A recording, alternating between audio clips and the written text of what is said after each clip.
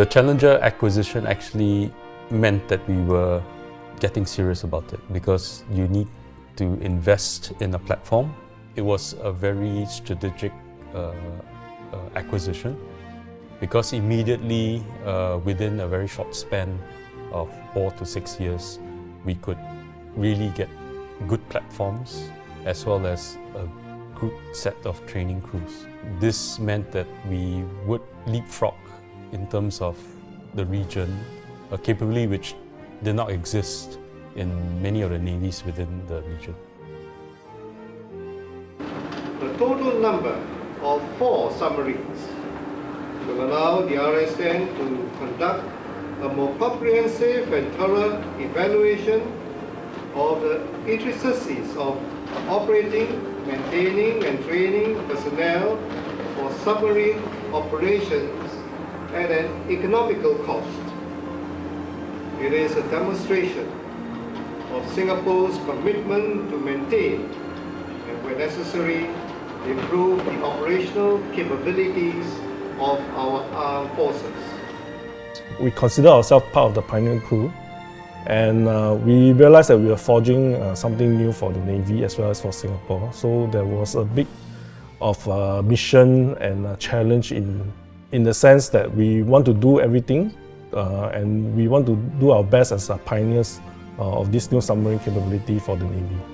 I think to be a pioneer crew, it meant a lot to us because there will be a lot of the first time that we do, and this will be the standard that we set for the future generation. The test of the pudding is when Conqueror actually came back in the year 2000.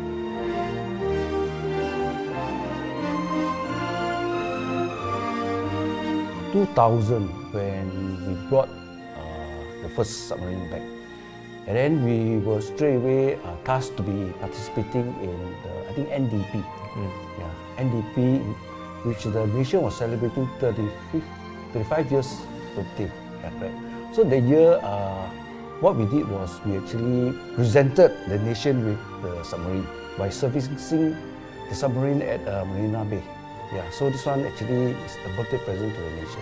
Being a new class of submarine for Singapore Navy, so coming back to Singapore, not only we need to adjust to the climate, but at the same time to work alongside all the different agencies from DSTA, DSO to get the boat ready. For my case, in terms of the communication system, because it's something very new for everyone. So there's a lot of trial and errors, there's a lot of challenges that we need to overcome. But eventually we managed to do that, yeah. Challenger class is one of the oldest boat that we have operated so far.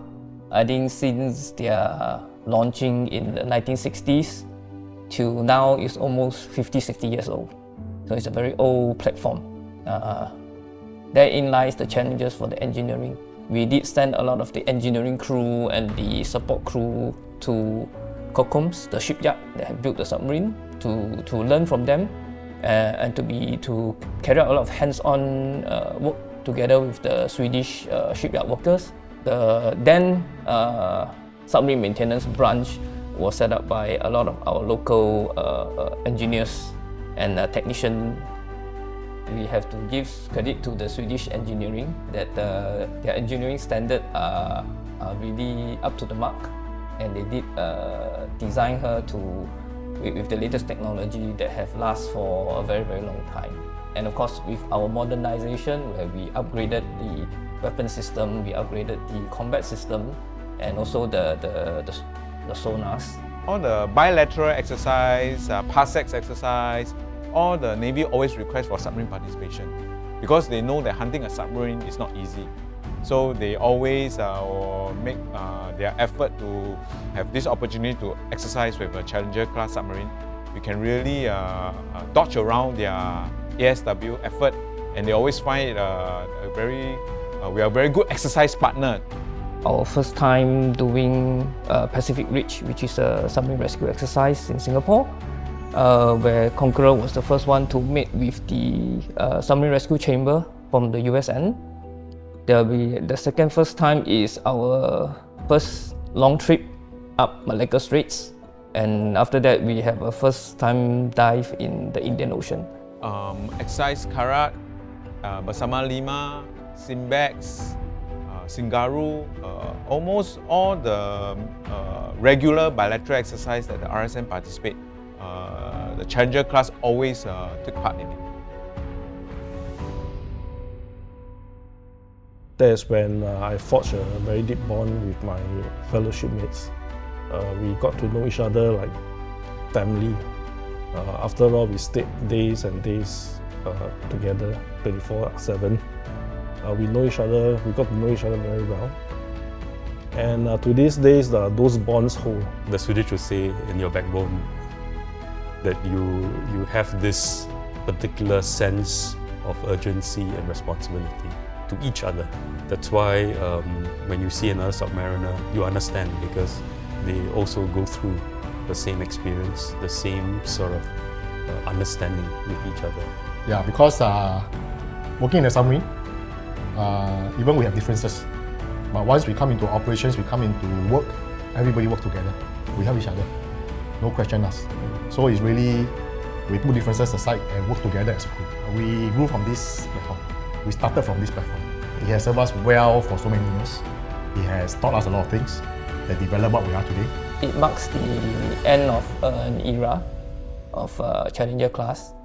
It also marks a time where she has served her due diligence as being a very capable platform to the SAF, to the RSN. Resilient. I think that's a word that you can describe Challenger, because we never gave up on her. And I think she never gave up on us. So I think that's it embodies not just the platform, but the spirit of the crews, that they were unafraid to take her to the next mission, or to take her to the envelope of the operating capabilities. Look where we are now, a third generation submarines. I say this proudly everywhere, that we were the first one to be there. And it wasn't easy, it wasn't an easy journey at all, but we made it.